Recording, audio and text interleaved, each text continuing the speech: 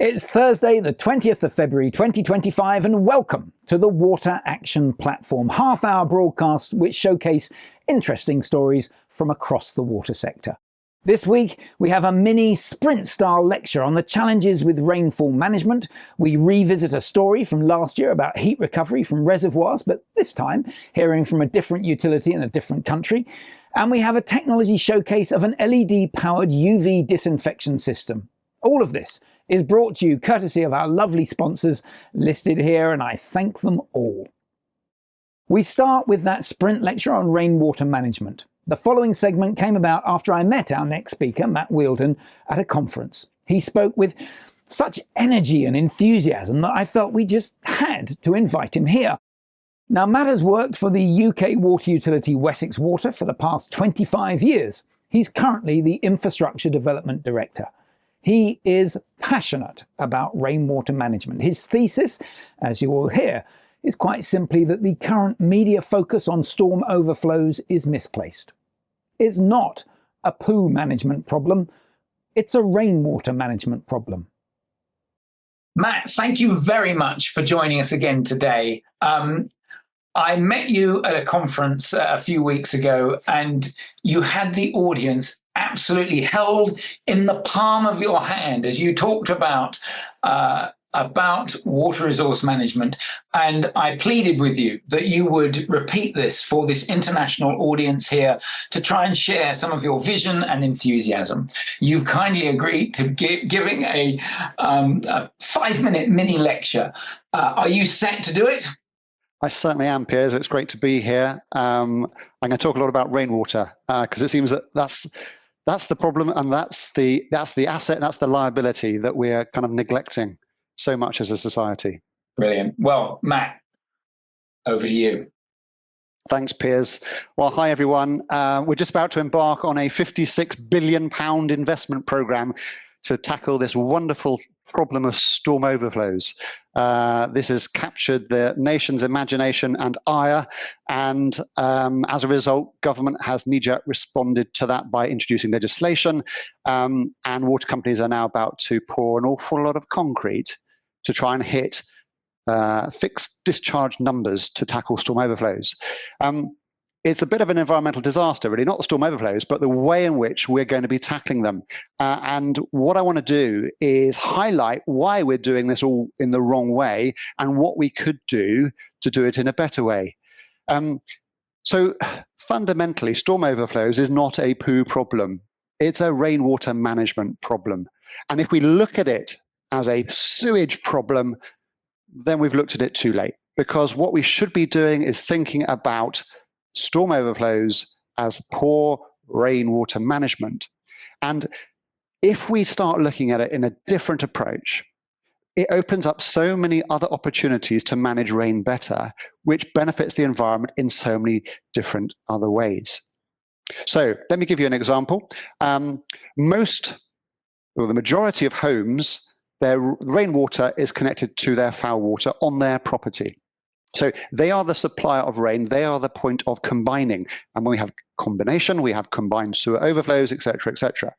So rather than solving the problem downstream by building big storage tanks to take all this rain and then treat the contaminated rain, which is crazy in the first place if you think about it, if we take the solution right back up to where the problem starts, i.e. at the property, and tackle it there by separating it at source and not letting the rain mix with the sewage in the first place, then suddenly we've saved an awful lot of infrastructure downstream.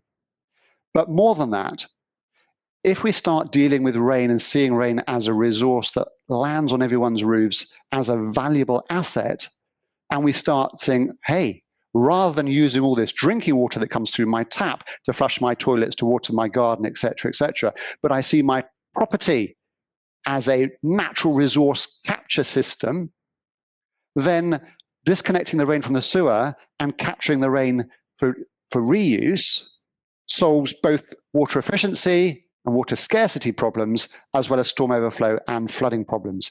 In other words, what we really need to do is have a decentralized approach to rainwater management as a society. This isn't a water company issue, this is a societal issue. And we don't have that approach because everyone thinks, or certainly those in the power in Westminster think that storm overflows and water scarcity should be solved by the water companies. And the truth is, we can solve it at large environmental cost. It's not the right thing to do there. We should be looking at how we deal with rain at property level. Now, this is all real common sense. There are two principles of good rainwater management, and they are this, and this is not rocket science. One, rain is a resource. We should be capturing it locally and reusing it where possible. Two, rain should be returned back to the environment as close to where it landed in the first place as possible. Now, you could teach this to primary school kids and they would get it, but we don't do it as adults in our society. So if I build a new house today, I do not have to follow those really simple principles. How mad is that? Well, it is mad, and I want you, me, to try and change that madness to bring a bit of sense. So not only do we need to change the way in which we build houses, but then we need to apply those same principles to how we retrofit existing houses. And at the moment, there is loads and loads of things that get in the way of doing that, be it legislation, be it the way in which water companies are regulated, and the way in which we measure benefits. All of this needs to change in order for us to build back better and to start seeing rain as a resource, and then to start disposing of it as locally as possible. In other words, mimicking nature. How often do we hear human beings come out with wonderful ideas that if we just mimic nature, life would be better? Here is another example. If we just mimic nature or try to mimic nature, life will be better. Now, seeing rainwater management as a societal issue is not yet on the government's agenda, but seeing energy efficiency as a societal issue is on the government's agenda. So let me give you an example of this. When you pay your standing charge for gas and electricity, which is huge, it's about £360 a year for me, I don't know what it is for you, some of that money goes to the government so they can issue grants so that you can have loft insulation, wall insulation, solar panels, ground source heat pumps, etc. So in other words, they see this decentralization of energy management as crucial for climate resilience and for spreading the load, dealing with peaks. But they don't see that when it comes to rainwater management. So here you have a natural resource landing on your roof, not from the sun, but from the clouds. And what we need is a government that sees rainwater management as a societal issue and thinks to itself, how the heck can we harness this natural resource at property level, like we are doing for solar or energy efficiency things? So that's what I want to try and get across, is how do we do that? How do we convince powers that be to recognize that rainwater management is a societal issue, and that if we deal with it there, the solutions we're going to come up with are going to have such a lower carbon footprint compared to the direction of travel that we're currently going, which is building big storm tanks for the storm overflow issues and building very large reservoirs for the water scarcity issues. Let's see rain as an asset, and let's manage the liability far more locally than we do. Rather than thinking it's someone else's problem, let's see it as our problem. I always say to people, raindrops are fine as long as you keep them away from their friends. Thank you, Matt. Keep rain lonely. Love it. Stimulating thoughts. Now for our next story, we go back in time. 12 months ago, we heard from Portsmouth Water in the UK about a project related to heat recovery from a local reservoir. They were developing a scheme to extract large quantities of heat from the large water body to heat a local housing development. Now, after we played that recording, a few of you contacted us to share similar stories, and we were particularly taken by the experiences in the Netherlands, where Tico Michels from Brabant Water encouraged me to speak with Andreas Moorman from KWR. Here are a couple of excerpts from my conversation with him. So, I am here with Andreas Moorman from KWR in the Netherlands. And the reason I'm talking to Andreas is because a few months ago, we had Portsmouth Water, John Pickford from Portsmouth Water, telling us about the heat recovery they were doing, where they were recovering heat from a reservoir and putting it into a new housing estate. And shortly after that broadcast, Tico from Brabant Water rang me up and he said, they're not the only ones who do that. We've been doing this in the Netherlands for some time. I was like, brilliant. Let's hear what they've been doing.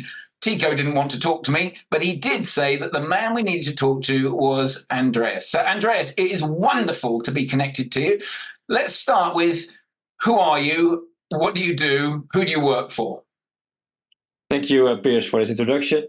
I'm Andreas Moeman. I have a background in civil engineering at Technical University in Delft.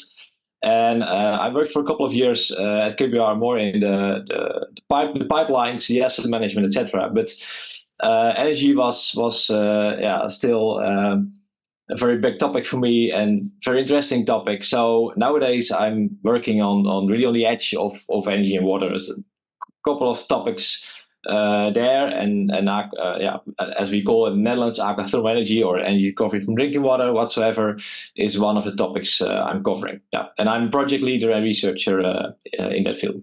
Okay, so the Dutch Water Authority, I believe, is the sort of leader in this energy recovery from big bodies of water. What have they been doing? How long have they been doing it? If I understood well from one of our drinking water companies, we have one example which really goes back to maybe the 80s. I don't know exactly, but what I know for sure is that already in the 90s, late 90s, we in the Netherlands had an example where we had a sustainable new village, part of a village which was built there, and they wanted an ATES system, so an energy storage in the underground to store sustainable heat in summer to use it in wintertime. But it was forbidden there to drill because it was a water an area where water was pumped out from the ground, so they could not drill there. And they were really seeking for another sustainable energy source to deliver heat to a low temperature district heating system for around 200 dwellings and a couple of utility buildings. And so they came in contact with, at that time, Nuon Water, which is now Vitens, and they built there a connection with the reservoir there. So I think you can imagine the same example as you told in the introduction.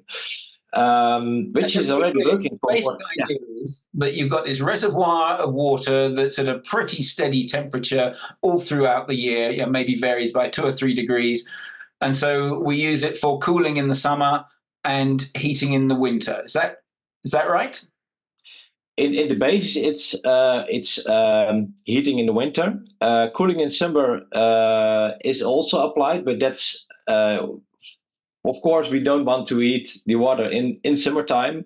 So if you want to use energy recovery from drinking water to deliver cold, then you need in between a seasonal energy storage, because then you turn it around and you heat up the water in the winter a bit and lower it in summer. Then you have a win-win situation. But that's not exactly the case in the case I was talking about. But we see also examples in the Netherlands in this combination with energy recovery from drinking water and this. I'm looking for a name. It's aquifer thermal energy storage. That's the official name for this. Aquifer thermal energy storage. Got it. Yeah, but that's a different topic. But it's really connected to the drinking water topic. But so we have for 20 years, more than 20 years, we have. Quite a nice example. 200 households is not that small, I think, and a couple of utility buildings. And tell me, how does the economics work? Does a separate organisation own the heat network and then sell the heat to the houses? Or is it in this particular case, that's the case. So there is a it's not a business-driven thing, so it should be below zero in the end. But it's owned by the public. It's a local initiative, and it's owned by the end users of the heating system. Yeah. Well, let's come to, would you do this again? Is this a good idea? Bearing in mind you've been doing this for quite a few years and you've got a lot of experience, is this a worthwhile project to do, or is it more trouble than it's worth? Imagine you're talking to a utility somewhere in the world that hasn't done heat recovery from its reservoirs, and they're listening to this thinking, oh, this sounds interesting. Is this a dance worth going for, or should you stay on the sidelines? Yeah, it depends a bit on from which perspective, of course, you answer the question. To be honest, it's not something like a silver bullet. So we also calculated. We received a lot of questions about what's exactly the potential of this heat recovery of drinking water. Can it cover maybe half of the all the buildings we have? Of course not. So we estimate that it's around 5% of the total heat consumption in the Netherlands.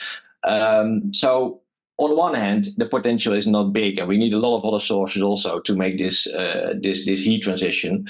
But that's already another part of the answer of this question, that we need all the sustainable energy sources, heat sources we have to come up with to come through this heat transition. The energy transition. Yeah, we need.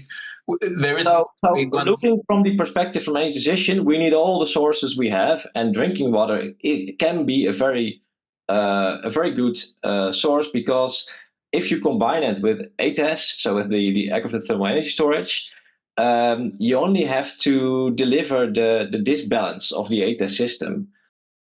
As Andreas said, the amount of energy that it can be recovered is relatively small, just 5% of the total heat demand for the homes. But we need to be exploring all of these opportunities. We now come to this month's technology showcase, and the exciting company in the spotlight this month is AquiSense, an LED-powered UV disinfection technology. The CEO of AquiSense is Oliver Lawal. Oliver has a particularly interesting background, having worked with some big corporates, 10 years with Xylem, 6 years with Halma, before founding AquiSense 10 years ago. Just 2 years after founding the company, it was sold to the Japanese firm Nikiso. Nikiso, however, recently withdrew from the UV market, so Oliver, like a true entrepreneur, bought back the company via a management buyout. So I recently met with him to find out more about the technology and the claims which abound around LED UV. Oliver, wonderful to be with you again. Thank you for taking the time to be on this broadcast. Great to meet you again. Really enjoyed the last time. Thank you. So the topic today is about LED-powered UV. It's something people have talked about for years, with this promise of it being low power and not having bulbs that fail. Is it real? Can you give me some data that substantiates that? And is it here? Yes, it's real and it's here. Okay, so it's a progress. It's 10 years ago, founded this company, and we started making these little units. These go in kidney dialysis machines, in water dispensers, ice machines. We have 500,000 of these units in the field. So in Asia, in Europe, in North America. So there's a ton of these, a ton of them. 500,000 does feel like you've moved on from proof of concept, but that is very tiny. And in the water sector, that stuff isn't going to fly. What? Yep. So then the next step then is these slightly larger units. These are going in larger dispensing machines, houses, RVs. So this is step number 2, and we have a few 100,000 of these. But then, of course, everyone's really interested in the big stuff, right? And this is a little scale model, but these are up to 10 million gallons a day. What's that? 1,500 meters cubed an hour in kind of metric sausages. We've gone from dialysis machines to actually something that is utility scale. And let's be clear, I need some facts now. What is the energy saving? What is the bulb lifetime? Is it the LED UV was always talked about as being the solution to that problem of needing a power station to power your UV lights and then having to change them every few months. What's the actual data? So the reality is our lifetime on the lamp is about the same as a mercury vapor lamp.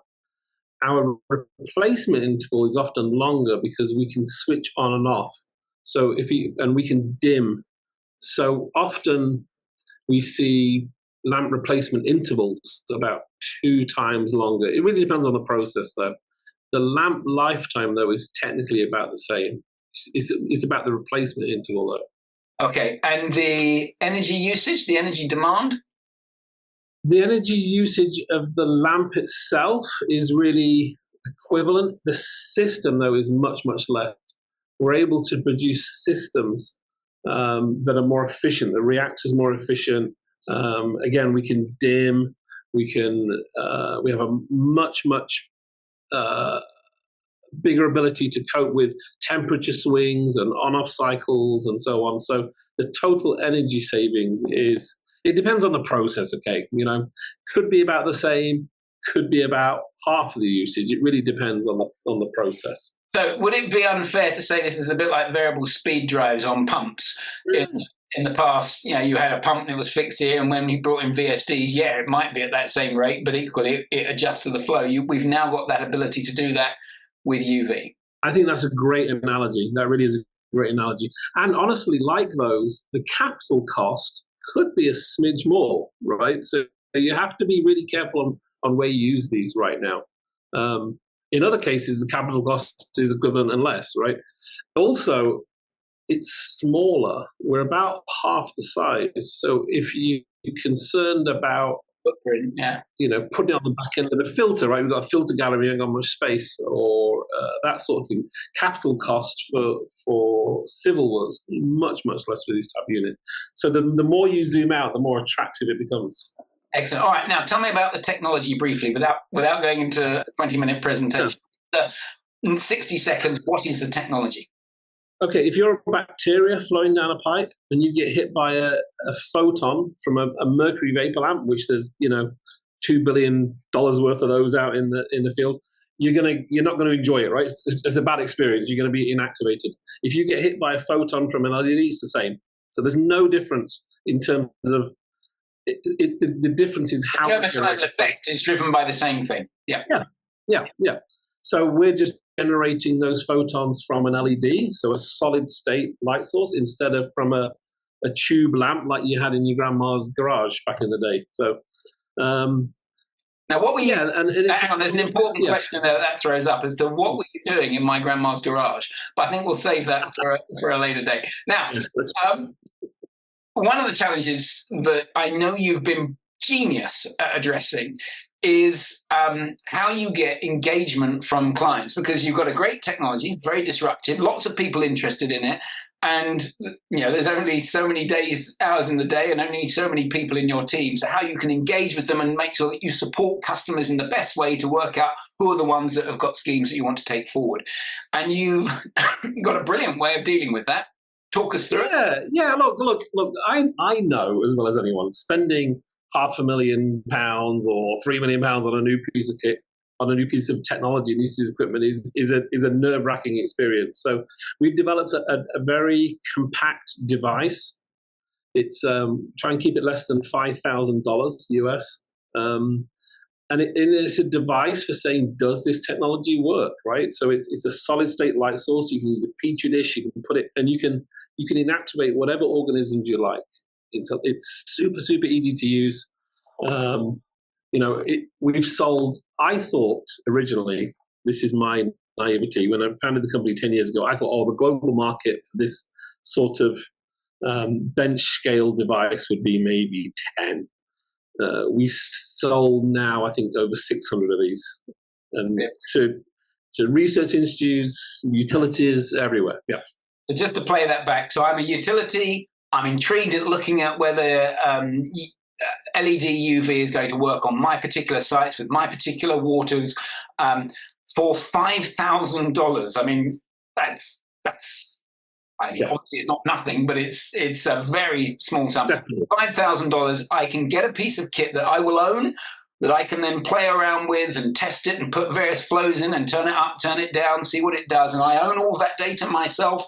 And then if I want to proceed things, then I come back to you and I'm able to go on that journey of fleshing out. And that same device can be used to confirm that the actual full-scale thing works as well. That's the beauty, right? So It's for sizing, but it's also for operational assurance as well along the way. It's a great piece of kit.